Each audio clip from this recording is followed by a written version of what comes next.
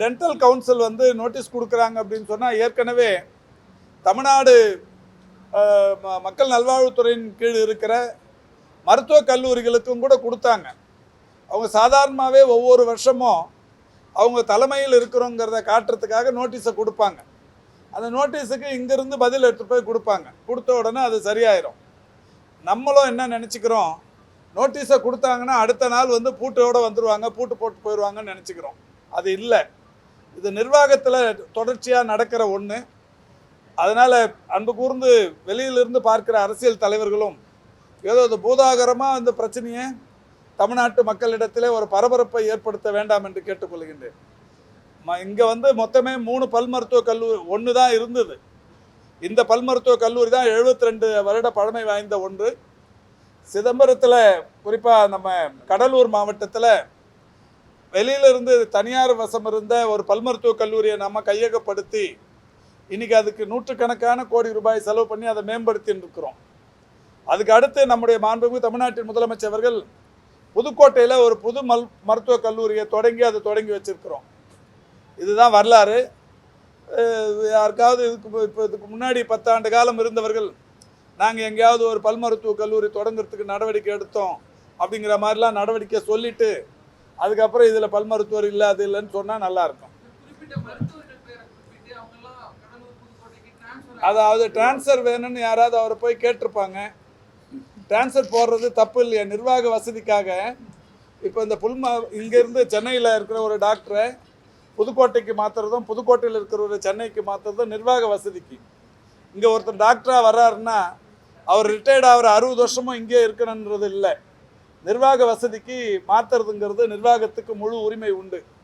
யாராவது போய் என்னை இங்கேருந்து அங்கே மாற்றிட்டாங்கன்னு சொன்னால் உடனே அதுக்கு அறிக்கை விட்டா, இப்போ இந்த துறையில் 1.25 லட்சம் பேர் வேலை செய்கிறாங்க.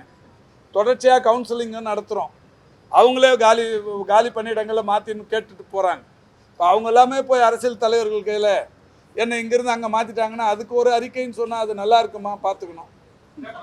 அந்த அறிக்கையை நீங்கள் கேட்குறத நல்லா இருக்கான்னு பார்த்துக்கணும். அதான் அவர் அங்கே போய் கேட்டிருப்பார், என்னங்க மாற்றிட்டாங்க நீங்கள் சொல்லி மாற்றி கொடுங்கன்னு. இல்லை, அவங்க வழக்கு தொடுத்தது தான் விந்தை. உங்களுக்கு தெரியும், கடந்த கால ஆட்சியில் அம்மா உப்புன்னு பேர் வச்சாங்க. எத்தனை இடத்துல அந்த உப்பு விற்றாங்க யாருக்காவது தெரியுமா? அம்மா உப்புன்னு பேர் வச்சு ஒரு 10-15 கடைகளில் தான் மூட்டையில் அம்மா உப்புன்னு இருந்தது. அதுக்கப்புறம் அம்மா உப்பு எந்த கடையிலையும் விற்றா மாதிரி தெரியல. அம்மா குடிநீர்னு வச்சாங்க. அதுக்கான எந்த பிளான்ட்டும் போடலை, எங்கேயும் தண்ணியை எடுத்துன்னு போய் விற்கல. பஸ் ஸ்டாண்டில் ஏதோ ஒரு பாட்டிலில் பேர் வச்சு எடுத்துன்னு வந்து பஸ் ஸ்டாண்டுங்களில் மட்டும் பஸ் டிப்போவில் வச்சாங்க. இப்போ நான் தொடர்ச்சியாக சொல்ல முடியும்.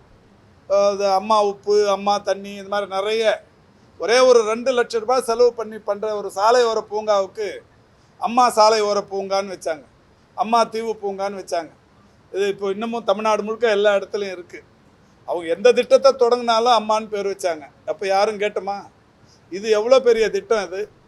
நலம் காக்கும் ஸ்டாலின், உங்களுடன் ஸ்டாலின், இந்த மாதிரி திட்டங்கள் இன்றைக்கி ஒவ்வொரு அந்த முகாம் மூலமும் லட்சக்கணக்கானவர்கள் பயனடைந்து கொண்டிருக்கிறார்கள். இது அந்த பயன் அடைந்து கொண்டிருப்பவருடைய எண்ணிக்கை, தமிழ்நாட்டில் இதற்காக இன்றைக்கு பெருகியிருக்கிற ஆதரவு, இந்த அரசுக்கு கூடிக்கொண்டிருக்கிற பெரிய அளவிலான எழுச்சி மிகுந்த ஆதரவு பொறுத்து கொள்ள முடியாத காரணத்தினால் உச்சரிப்பு எண்ணத்தோடு உச்ச நீதிமன்றத்தை அணுகியிருக்கிறார். 2 வாரம் சொன்னோங்க. அந்த 2 வாரம் அநேகமாக நாளைக்கு முடியும்னு நினைக்கிறேன். நாளைக்கு முடிஞ்சோடனே நாளைக்கு சாயந்தரம் செக்ரட்டரி அறிக்கை விடுவார், என்ன நடவடிக்கை எடுக்கிறோம். டயா பூஸ்டர், சுகருடைய ரிமோட் கண்ட்ரோல் இனி உங்க கையில. அனைத்து மருந்து கடைகளிலும் கிடைக்கும்.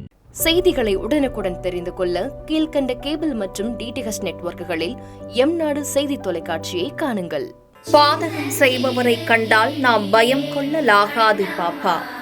மோதி மிதித்து விடு பாப்பா, அவர் முகத்தில் உமிழ்ந்து விடு பாப்பா.